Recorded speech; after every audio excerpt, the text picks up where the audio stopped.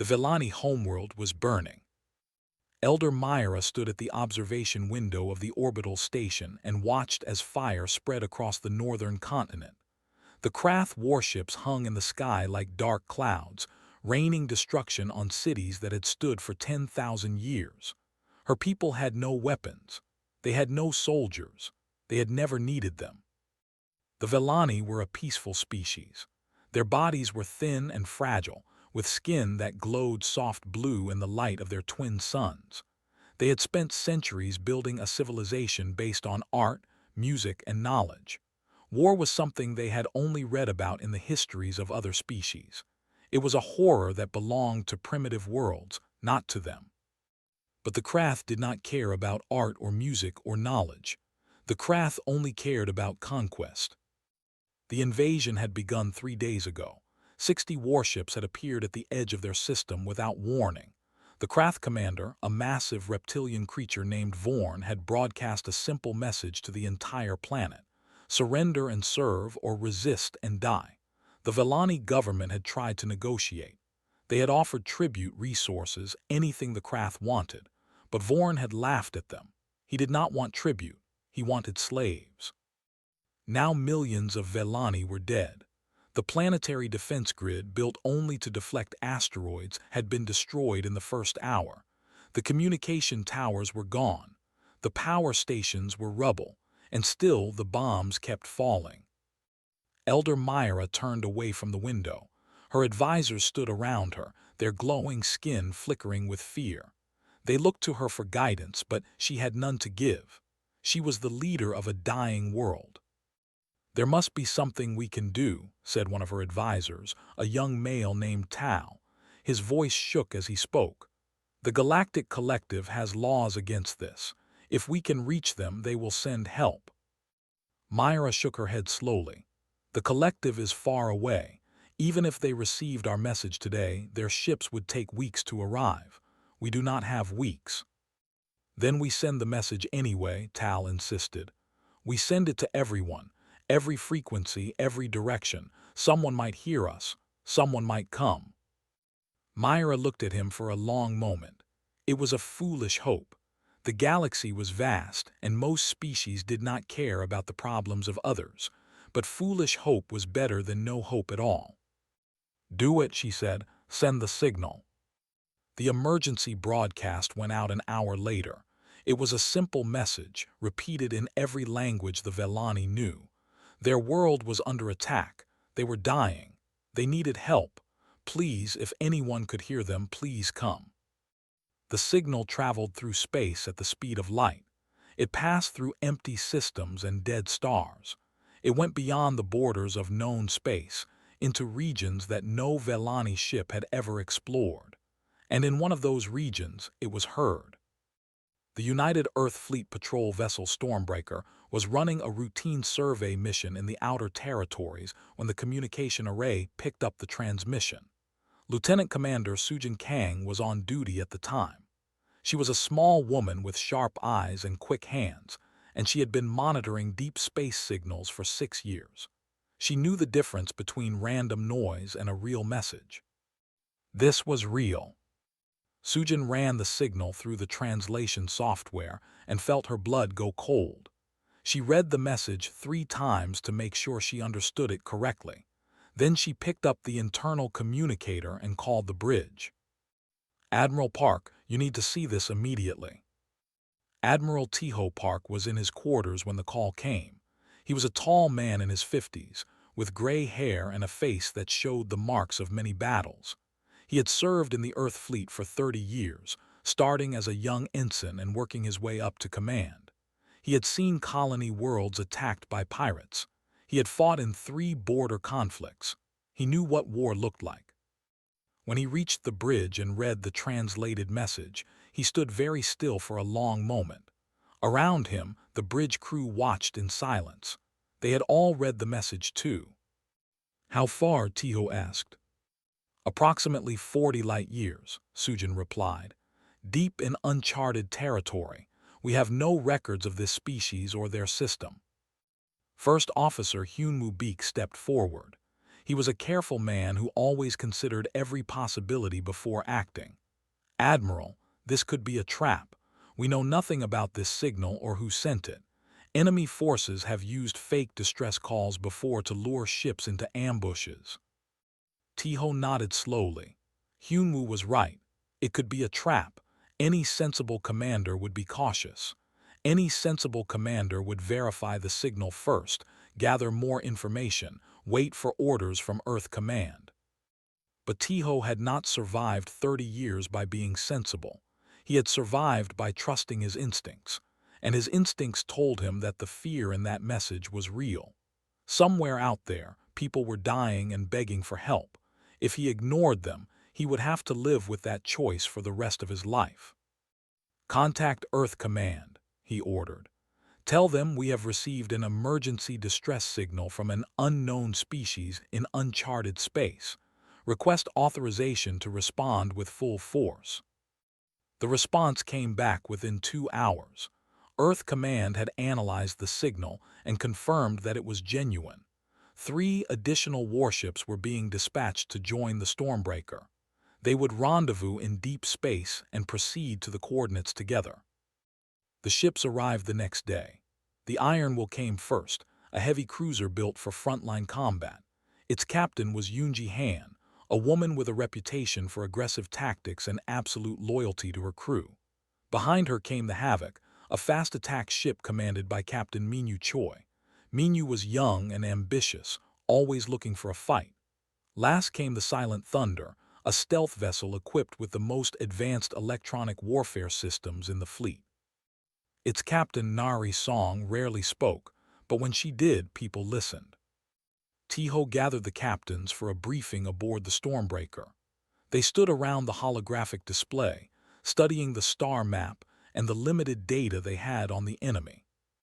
"The species that sent the distress call are called the Velani," Tiho explained. "We know almost nothing about them except that they are not a military civilization. The attackers are the Krath Empire, a known aggressive power in this region of space. Intelligence reports suggest they have conquered over 40 species in the past century." Yoonji crossed her arms. "How many ships are we looking at?" "Unknown. The distress signal mentioned a large fleet, but we have no exact numbers." Minyu grinned. "So we're flying blind into enemy territory to fight an unknown number of hostile warships. Sounds like fun." Nari glanced at him but said nothing. Tiho looked at each of them in turn. "I will not pretend this mission is safe. We are 4 ships going into a situation we do not fully understand. Some of us may not come back, but someone out there asked for help, and we are the only ones close enough to answer. That has to mean something." Yoonji nodded slowly. "It does. We go where we are needed. That is what we do." Minyu's grin faded into something more serious. "I am with you, Admiral." Nari simply inclined her head. Tiho allowed himself a small smile. "Then let us move. The Velani have waited long enough." The 4 ships of the Deathworlder fleet powered up their hyperspace drives and vanished into the darkness between stars. Behind them, Earth Command sent a message to the other patrol fleets in the region, alerting them to the situation. The message was brief and to the point. A distress call had been received. Admiral Park was responding. If they did not hear from him within 10 days, send everything. Far away, on the burning world of Velani Prime, Elder Myra stood at her window and watched the sky. She did not know that help was coming. She did not know that her desperate signal had reached ears that would actually listen. All she knew was that her people were dying, and there was nothing she could do to stop it. But somewhere in the darkness of space, 4 ships were racing toward her. And aboard those ships were humans, a species the galaxy had never seen in battle. A species from a world of predators and disasters, where only the strongest survived. A species that had spent its entire history fighting against impossible odds. The Velani had sent their signal to the stars, hoping for a miracle. They had no idea what was about to answer. The Velani orbital station shook as another bomb exploded somewhere on the planet below. Elder Myra gripped the railing to steady herself. The station was old and fragile, never designed for this kind of stress. It would not survive much longer. Around her, thousands of Velani refugees huddled in the corridors and cargo bays. They had fled from the surface when the bombing started, cramming into transport ships and racing for orbit. Now they had nowhere else to go. The craft ships controlled all the exit points from the system. Anyone who tried to escape was destroyed. Myra walked through the crowds trying to offer what comfort she could. The faces around her were filled with despair. Children clung to their parents. The elderly sat in corners, their glowing skin dim with exhaustion. No one spoke. There was nothing left to say. Then the alarm started screaming. Myra rushed to the observation deck, her heart pounding. Through the window, she could see the stars clearly. And among those stars, 4 new shapes were appearing. Ships. Large ships. They were dropping out of hyperspace in tight formation, their hulls dark and angular and covered in weapons. These were not galactic collective ships. The collective built vessels that were elegant and smooth, designed to show wealth and status. These ships were ugly. They were functional. They looked like they had been built for one purpose only. War. One of her advisors, Tal, ran up beside her. His skin was flickering so fast with fear that it was almost painful to look at. Who are they? More Krath allies. I do not know, Myra whispered. The largest ship moved toward the station. It was massive, at least twice the size of any Krath cruiser. The weapons mounted on its hull were strange, long metal tubes instead of the energy projectors used by most spacefaring species. The ship's name was painted on the side in a language Myra did not recognize. Then the communication panel lit up. Someone was hailing them. Myra hesitated. If these were enemies, opening a channel would make no difference. They were already dead. But if there was even a small chance that these strangers were friendly, she had to take it. She pressed the button. The screen filled with an image that made every Velani in the room step back in terror. The face looking at them was flat and dense, with dark eyes that faced forward like a predator's. The skin was a strange pinkish-brown color, nothing like the luminous blue of Velani flesh. The creature wore a gray uniform covered in symbols and metals. When it spoke, the translator rendered its words in a deep, calm voice. This is Admiral Tiho Park of the United Earth Fleet vessel Stormbreaker. We received your distress signal. We are here to help. For a long moment, no one moved. Myra stared at the screen, trying to process what she was hearing. Help. They were here to help, but how and who were they? I am Elder Myra, leader of the Velani people, she finally managed to say. We thank you for responding to our signal, but I must ask, what species are you? We have never seen your kind before. The creature called Tiho showed its teeth. It took Myra a moment to realize this was meant to be a friendly gesture, not a threat display. We are humans, he said, from a planet called Earth. We are new to this region of space, but we do not ignore calls for help. Humans? Myra had never heard the word before. She looked at the face on the screen and felt a deep unease in her chest. Everything about this creature screamed danger. The forward-facing eyes, the dense, muscular build visible even through the uniform, the calmness in its voice despite the situation. This was not a peaceful species. This was something else entirely. There are 60 Krath warships in this system, Myra said carefully. You have only 4 ships. Why would you come here knowing you are so outnumbered? Tiho's expression did not change. Because you asked. An hour later, a transport shuttle docked with the station. The Velani refugees watched in terrified silence as the airlock opened and the humans emerged. There were 5 of them, all wearing the same gray uniforms. They moved with a confidence that seemed impossible given the circumstances, as if walking into a war zone was something they did every day. The leader of the group was a female human named Yuna Lee. She was smaller than the others, with long dark hair tied back behind her head and a bag of medical equipment over her shoulder. Her title, according to the translation, was Chief Medical Officer. Yuna approached Elder Myra slowly, keeping her hands visible at all times. She had clearly been briefed on how to avoid frightening an unknown species. Elder Myra, I am here to treat your wounded. May I have your permission to begin? Myra nodded, still too shocked to speak clearly. The humans spread out through the station with practiced efficiency. Yuna and her medical team set up a treatment area in one of the cargo bays. They worked quickly, examining injuries and distributing medication. Their technology was different from anything the Vellani had seen, more physical, more direct. Instead of healing lights and regeneration fields, they used bandages and injections and surgical tools. But it worked. Within an hour, Vellani who had been dying were stabilized. Children who had been crying in pain were sleeping peacefully. The humans did not stop to rest. They simply moved from patient to patient, never slowing down. Myra watched Yuna work on a young Vellani boy who had been badly burned in the bombing. The human's hands were impossibly warm against the boy's cold skin.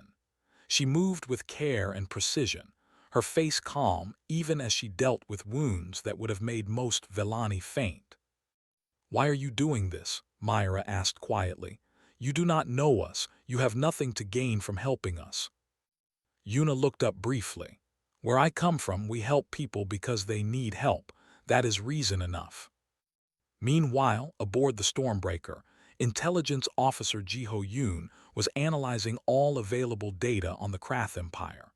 He was a thin, serious man who spent most of his time surrounded by screens and reports. His job was to know the enemy better than the enemy knew itself. What he found made him uneasy. The Krath were a warrior species that had dominated their region of space for centuries. They believed that strength was the only virtue and weakness was a sin. Every species they encountered was given a simple choice: submit or be destroyed. Most submitted. Those who did not were erased from history. The Krath fleet currently in the system numbered 62 warships, all of them heavily armed with plasma weapons and particle beams. Their shields were optimized for energy-based attacks, the standard weapon type used by every known spacefaring civilization. But humans did not use energy weapons. Humans used something much older and much more brutal. Jiho pulled up the specifications for the Stormbreaker's main armament. The railgun system accelerated metal slugs to 2% of light speed using electromagnetic force. There were no shields in the galaxy designed to stop solid projectiles moving at relativistic velocities. The Krath had never faced anything like it because no one in this part of space used kinetic weapons anymore. He brought his findings to Admiral Tiho and the other captains. They gathered in the war room, studying the data together. "Their shields will not protect them," Jiho explained. "Our railguns will punch straight through. The problem is numbers. Even if we destroy 10 ships with every salvo, they still have 50 more, and their plasma weapons will eventually burn through our armor." Captain Yunjihan leaned forward. "So we cannot win a straight fight. We need to be smart about this." Captain Minuchoi grinned. "Smart is boring. I say we hit them so hard and so fast that they do not have time to figure out what is happening." Captain Nari Song spoke for the first time. Her voice was soft but carried weight. "There is another option. The Vellani have civilians to evacuate. If we can hold the Krath back long enough, we can get those people to safety. Victory is not always about destroying the enemy. Sometimes it is about protecting what matters." Tiho nodded slowly. He looked at the tactical display, at the 62 red dots representing the Krath fleet and the 4 blue dots representing his own ships. The odds were terrible. Any reasonable commander would retreat and call for reinforcements. But the Vellani could not wait for reinforcements. Every hour that passed, more of them died. "We hold the line," Tiho decided. "We keep the Krath occupied while the Vellani evacuate. If we can get their civilians out of the system, then whatever happens to us does not matter." The captains exchanged looks. They understood what he was saying. This might be a one-way mission. They might not survive. One by one, they nodded their agreement. Down on the station, Elder Myra received the news that the humans were planning to fight. She could not believe what she was hearing. 4 ships against 60. It was suicide. It was madness. She found Sujin Kang, the communications officer, helping to coordinate the evacuation efforts. "Your admiral is going to get all of you killed," Myra said. "Why would he do this? Why would any of you do this?" Sujin stopped what she was doing and looked at Myra with those strange, forward-facing eyes. "Do you know what humans call your kind of planet? The soft, peaceful worlds where life is gentle and death is rare." Myra shook her head. "We call them garden worlds," Sujin said.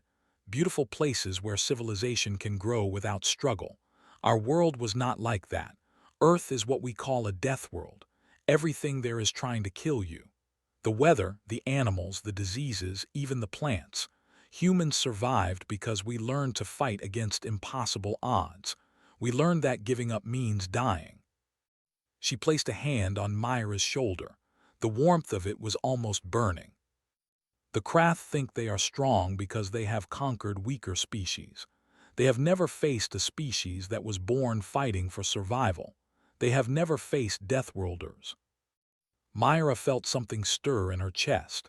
It was not hope exactly. It was something stranger. It was the feeling of standing next to a fire and knowing that the fire would burn anyone who came too close. These humans were terrifying. But for the first time since the invasion began, Myra was glad they were on her side.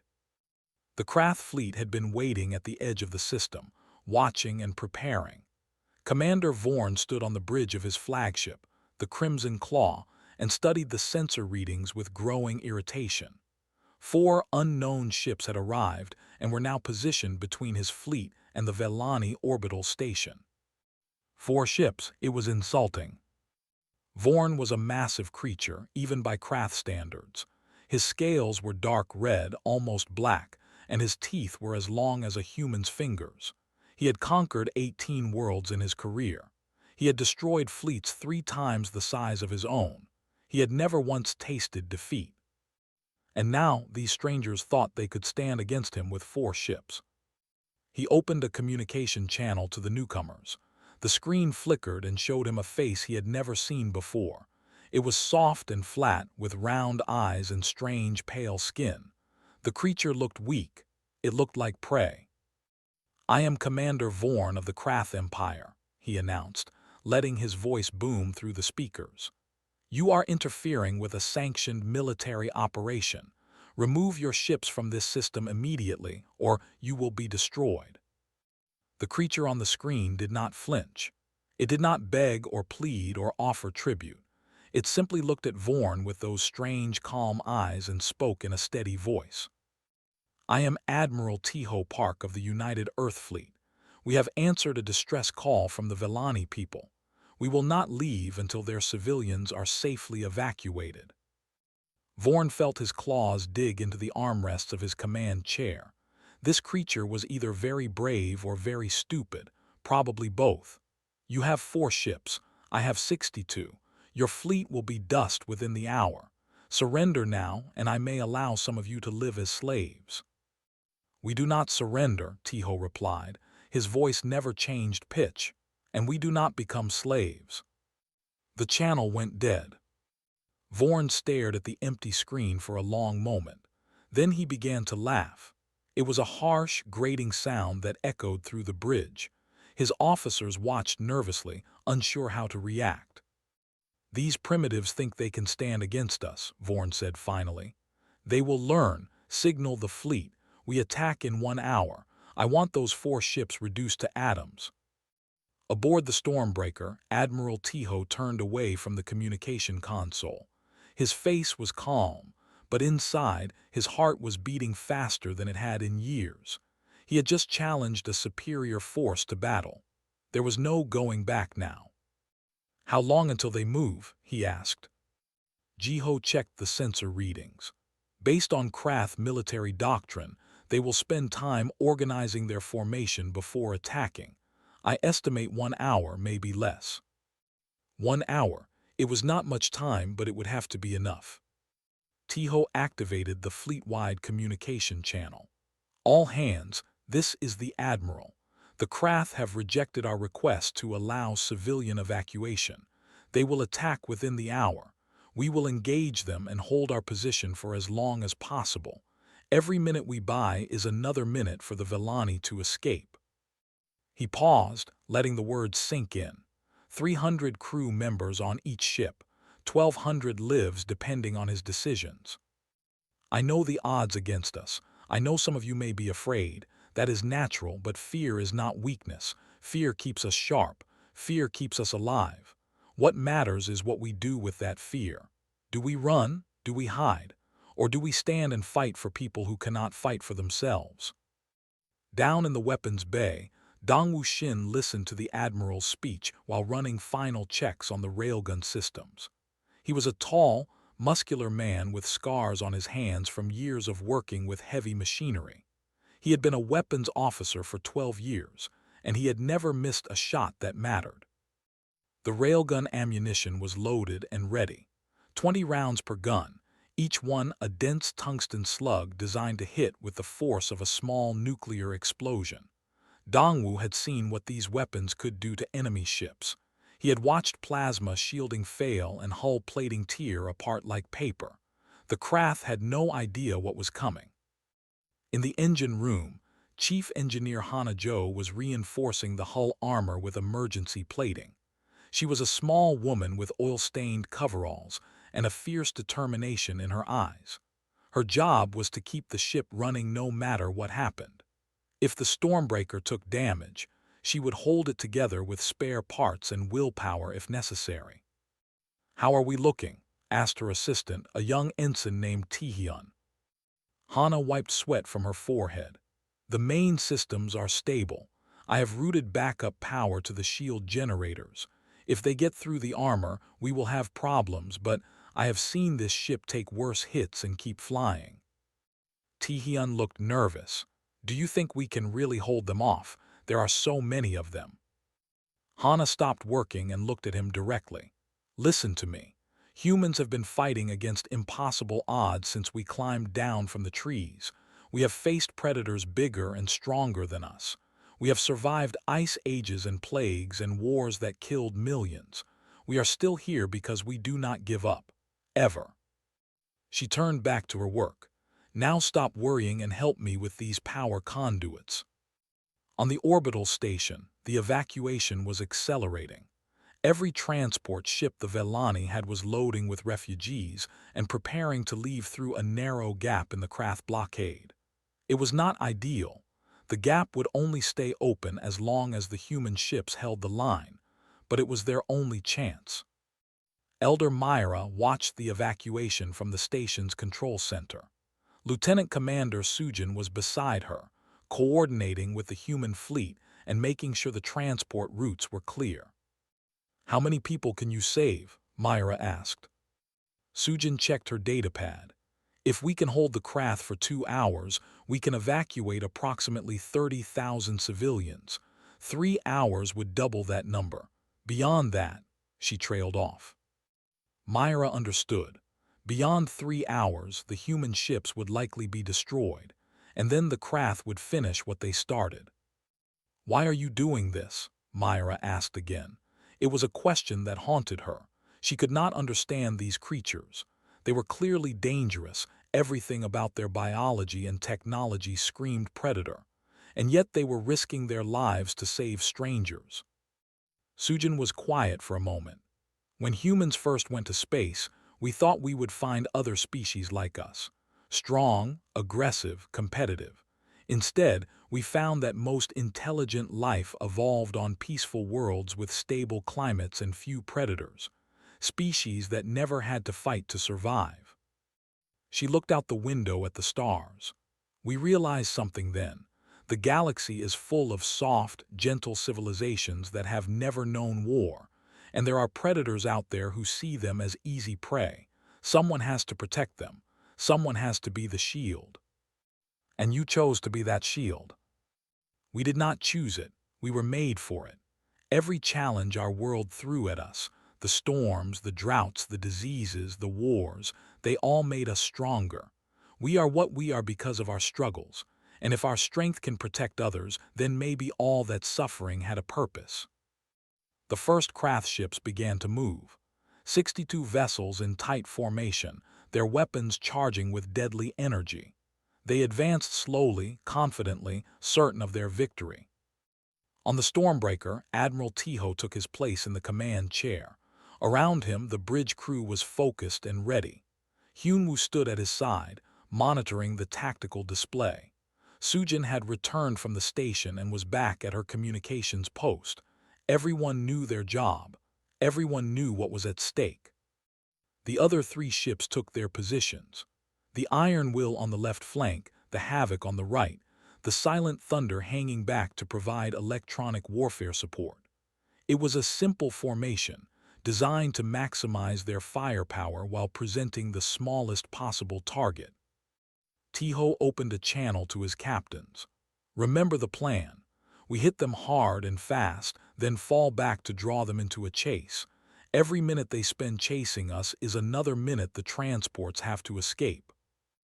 Yoonji's voice came back strong. Understood, Admiral. Iron Will is ready. Minyu sounded almost cheerful. Havoc is locked and loaded. Let's give them something to remember. Nari's response was brief. Silent Thunder standing by. Tiho closed the channel and leaned back in his chair. The Krath fleet was getting closer now. He could see them on the main screen, dozens of warships bristling with weapons, their formations perfect, their confidence absolute. They had no idea what was about to happen. Weapons officer, Tiho said calmly, target the lead ship, prepare to fire on my command. Dongwoo's hands moved over the controls.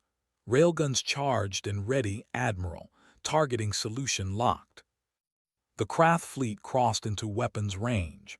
Their shields shimmered as they activated, creating a protective barrier against energy weapons. Every ship in their fleet was equipped with the same shields. It was standard technology. It had protected them for centuries. It was about to fail completely. Fire! The Stormbreaker shuddered as all 4 railguns discharged at once. 4 tungsten slugs, each weighing 10 tons and moving at 2% of light speed, streaked across space faster than any eye could follow.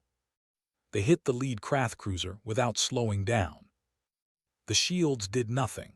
They were designed for plasma and particle beams, not solid projectiles with kinetic energy measured in megatons.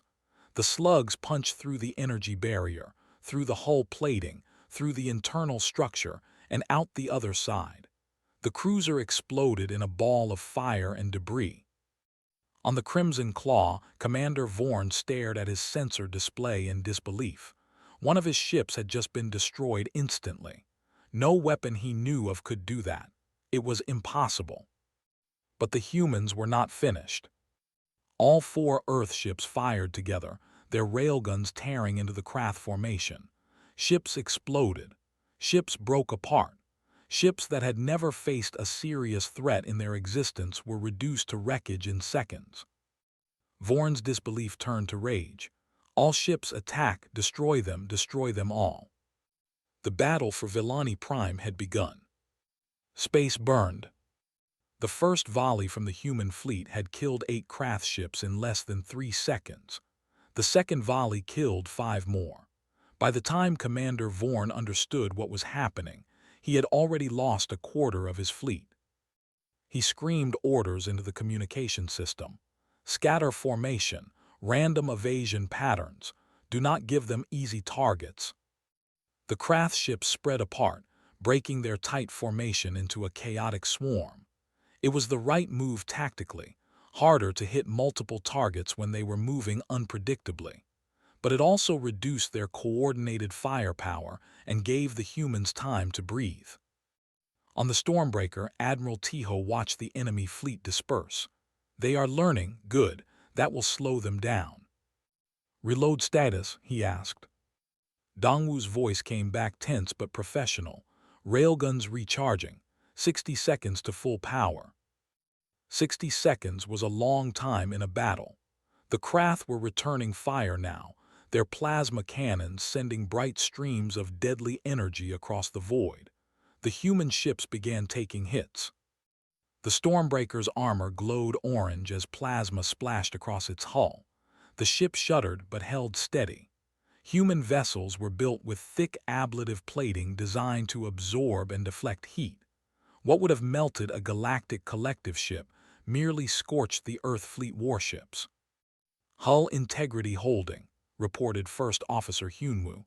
Minor damage to sections 3 and 7. Captain Yoonji's iron will was taking heavier fire. She had pushed her ship forward, drawing attention away from the civilian transports. 5 Krath cruisers were focusing on her vessel, trying to overwhelm its defenses. Iron will pull back, Tiho ordered. You are taking too much damage. Yoonji's voice crackled through the communicator. Negative, Admiral. If I pull back, they will shift fire to the transports. I can handle this. Her ship's railguns fired, and another Krath cruiser exploded. But more plasma beams found their mark. The Iron Will's armor was starting to melt. On the Havoc, Captain Minyu was doing what he did best, causing chaos. His ship darted through the Krath formation like a predator through a herd, striking targets and vanishing before they could respond. His crew had practiced these maneuvers for years. They were the best strike team in the fleet. Got another one, shouted his weapons officer as a Krath destroyer broke apart. Minyu grinned, but his eyes were cold. The numbers were still against them. Every ship they destroyed was replaced by 2 more. The Krath had reserves. The humans did not. The silent thunder hung back from the main battle, but Nari was not idle. Her electronic warfare systems were tearing into Krath communications, creating false targets on their sensors and jamming their coordination. Half the Krath fleet was firing at ships that did not exist. Vorn realized what was happening and felt his rage grow even hotter.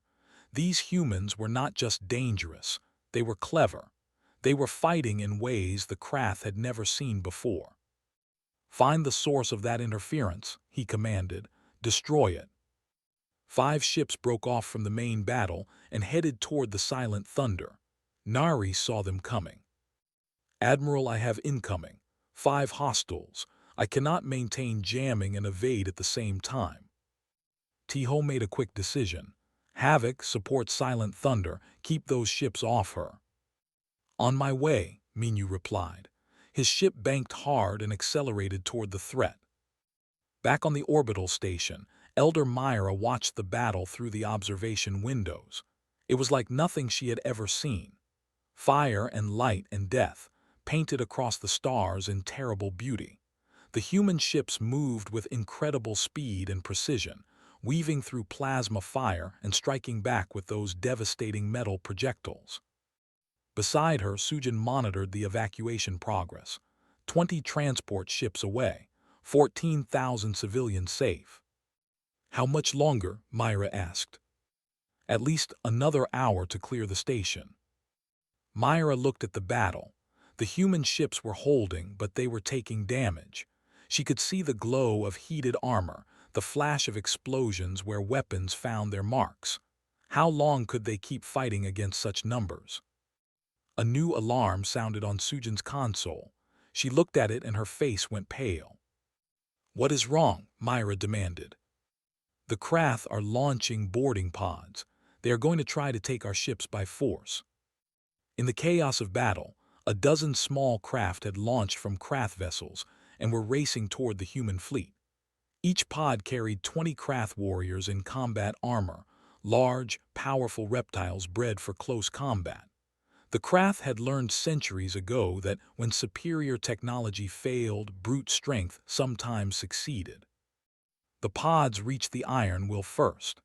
They punched through the damaged hull sections and disgorged their warriors into the ship's corridors. Captain Yoonji grabbed her sidearm and spoke into the ship-wide communication system. All hands, we have borders. Security teams to breach points. Marine detail, time to earn your pay. The Krath warriors stormed through the ship, their plasma rifles blazing. They expected easy prey.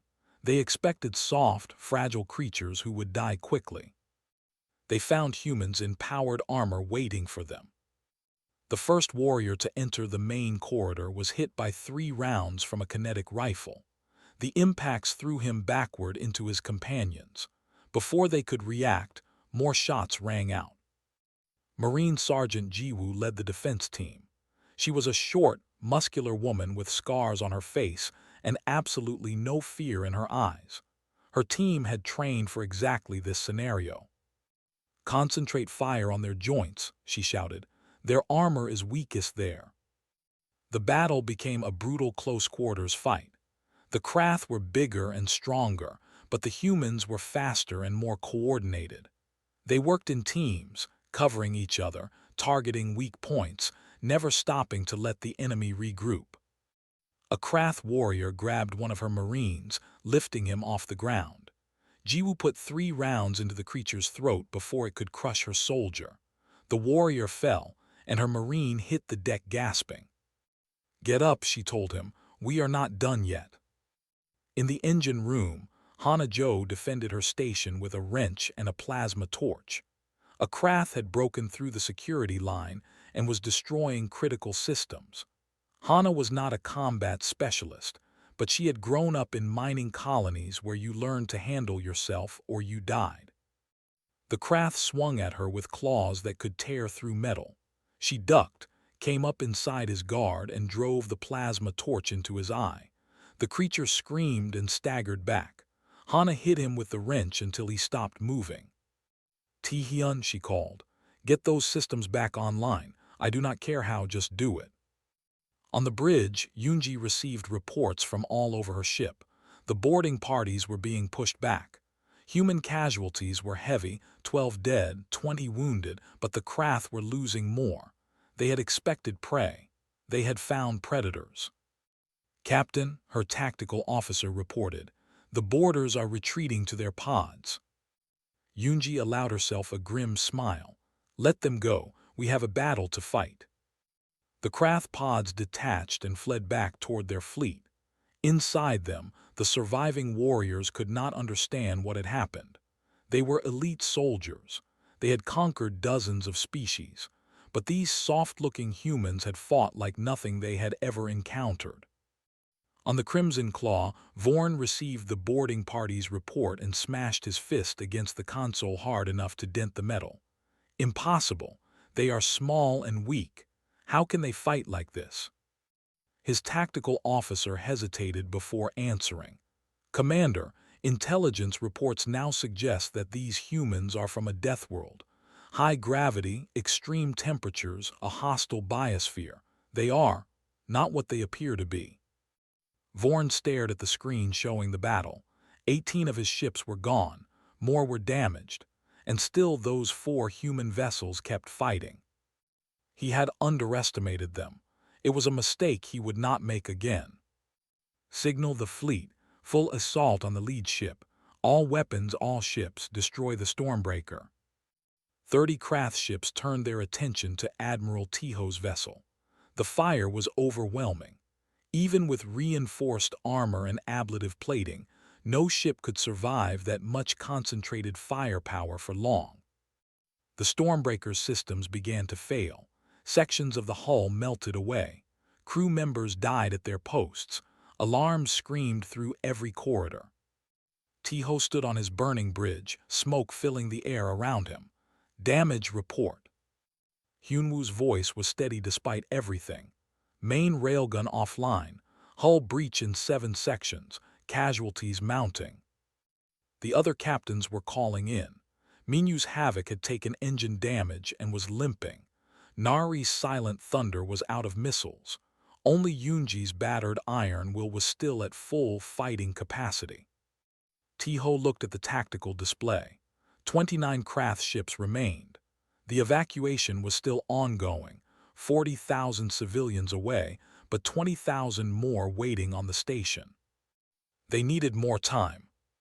"All ships," Tiho commanded, "focus fire on the flagship. Cut the head off the snake." The 4 human vessels turned their remaining weapons toward the Crimson Claw. Vorn saw them coming and laughed.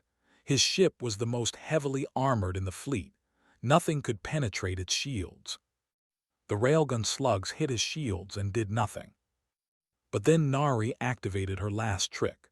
The Silent Thunder had been recording Krath's shield frequencies throughout the battle. She broadcast a feedback signal that disrupted the Crimson Claw's shield harmonics for exactly 2 seconds. That was enough. The second volley hit the flagship without shields.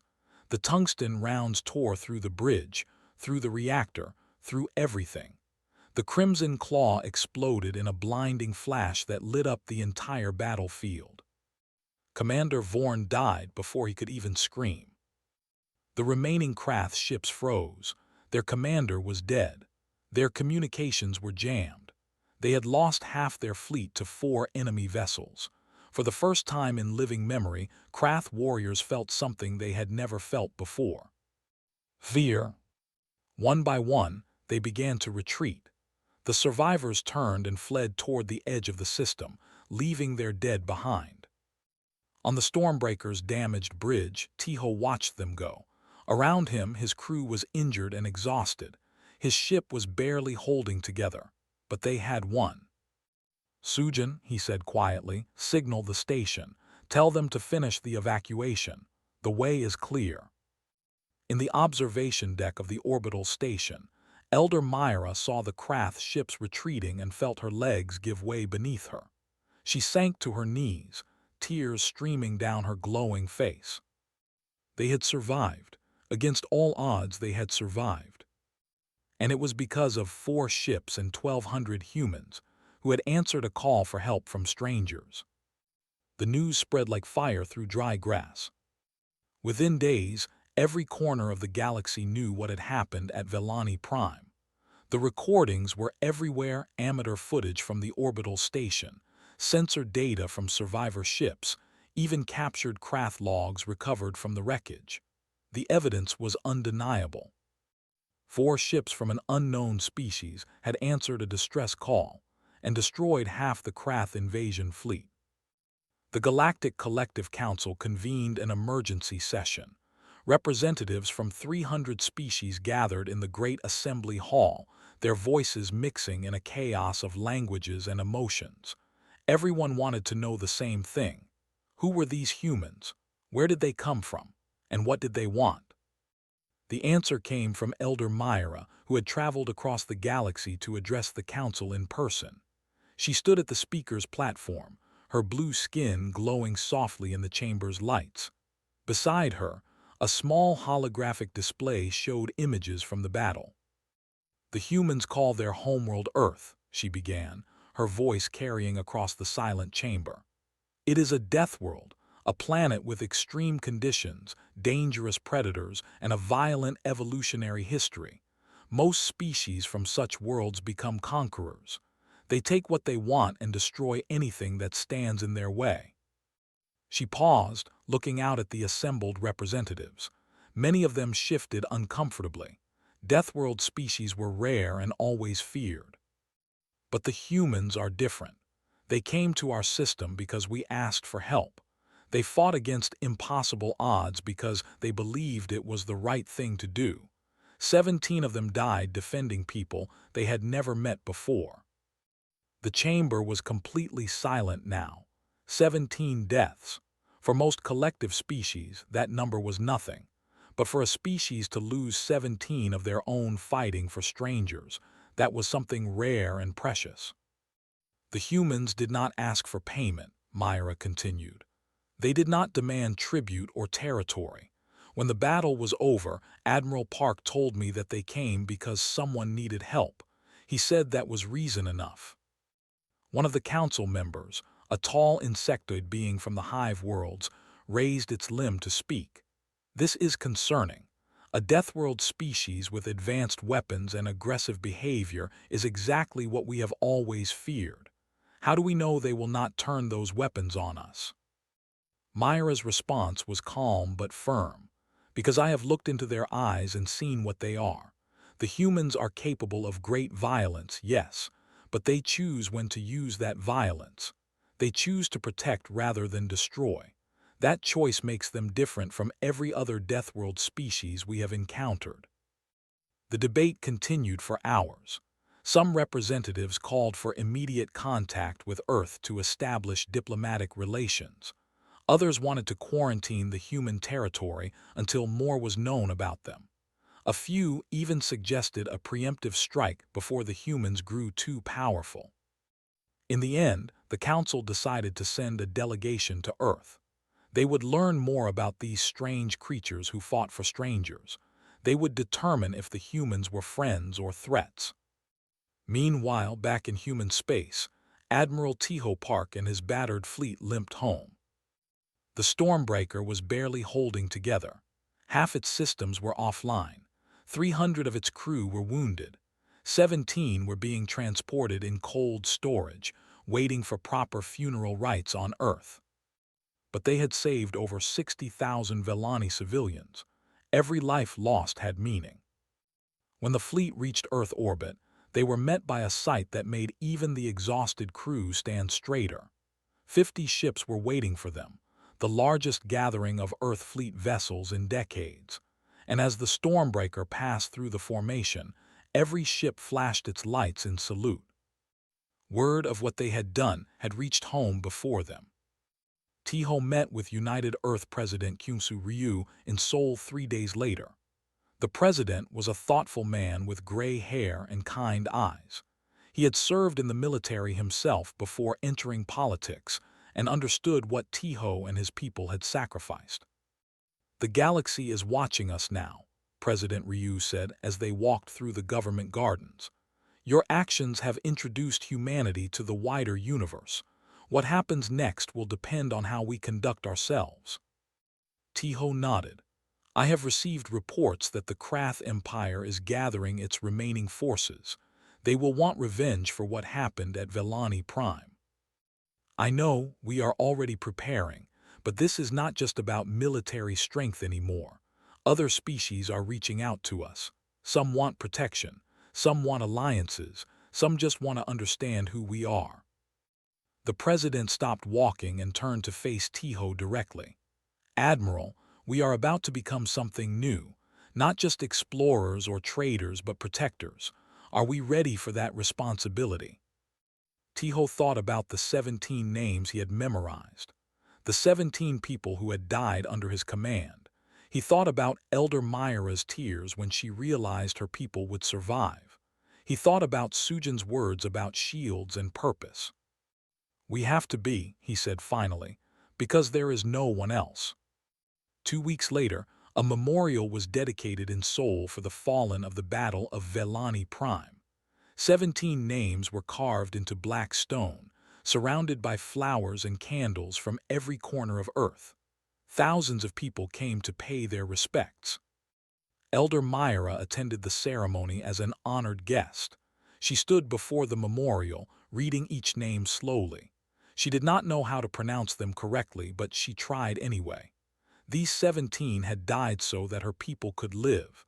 She would remember them forever. After the ceremony, she found Admiral Tiho standing alone at the edge of the crowd. His uniform was perfect, his posture straight, but there was a heaviness in his eyes that she recognized. "You carry guilt," she said softly, "for those who died." Tiho did not deny it. "They trusted me to bring them home. 17 of them will never see their families again." Myra placed her thin, cool hand on his arm. "Where I come from, we have a saying. The brightest lights cast the darkest shadows. Your people's courage saved thousands of lives. The shadow of loss is the price of that light. Do you believe that makes it easier?" "No, but I believe it makes it meaningful." They stood together in silence for a long moment. Around them, the memorial garden hummed with quiet conversation and the soft sound of weeping. In the months that followed, everything changed. The Galactic Collective officially recognized humanity as a spacefaring species, and opened diplomatic channels. Trade agreements were negotiated. Cultural exchanges began. Humans started meeting the thousands of species they had never known existed. And wherever humans went, stories followed. Stories of the Battle of Velani Prime. Stories of ships that took impossible damage and kept fighting. Stories of soldiers who defended strangers with their lives. Stories of a species that could have been conquerors but chose to be protectors. The Krath Empire tested human resolve twice more. Both times, they were defeated. The second time, the humans did not just defend, they counterattacked, liberating 3 species that had been enslaved by the Krath for generations. Word spread that attacking anything under human protection was suicide. Other aggressive powers took note. The galaxy had a new player, and it was not like anything they had seen before. On the first anniversary of the Battle of Velani Prime, Sujin Kang found Admiral Tiho on the observation deck of the newly rebuilt Stormbreaker. She had been promoted to commander now, his official second in command. The fleet had grown to 12 ships, with more being built every month. The delegation from the Vrix Confederacy arrived this morning, she reported. They want to discuss a mutual defense pact. Tiho nodded without turning from the window. Schedule a meeting for tomorrow. And what about the intelligence report from the outer systems? The Krath are rebuilding, but slowly. Our analysts believe they will avoid our territory for at least another decade. Good, that gives us time. Sujin moved to stand beside him. Outside the window, stars stretched to infinity. Somewhere out there, species were suffering. Somewhere out there, people were crying for help. Do you ever wonder if we made the right choice? She asked. Revealing ourselves to the galaxy like this, we could have stayed hidden, built our strength in secret. Tiho finally turned to look at her. His face was older than it had been a year ago, more lined with stress and responsibility, but his eyes were still clear. A year ago, I heard a signal from people I had never met, asking for help they did not expect to receive. I could have ignored it. I could have been cautious and practical, but I thought about what kind of species we want to be. Are we the kind that hides from trouble, or are we the kind that stands up when standing up is hard? He looked back at the stars. We made our choice, now we have to live with it. Sujin smiled. I can live with it. Far across the galaxy, on the restored Velani homeworld, Elder Myra watched her people rebuild. New cities were rising from the ashes. Children were being born. Life was continuing. Above her in the night sky, she could see the lights of the human patrol ships that now guarded her system. They were always there, watching, protecting. The Velani had never had defenders before. Now they did. She thought about the word the galaxy had begun to use for the humans. Deathworlders. It had once been spoken with fear. Now it was spoken with something different. Hope, gratitude, respect. The Velani had sent their signal into the void, expecting nothing. The Deathworlders had answered. And the galaxy would never be the same again.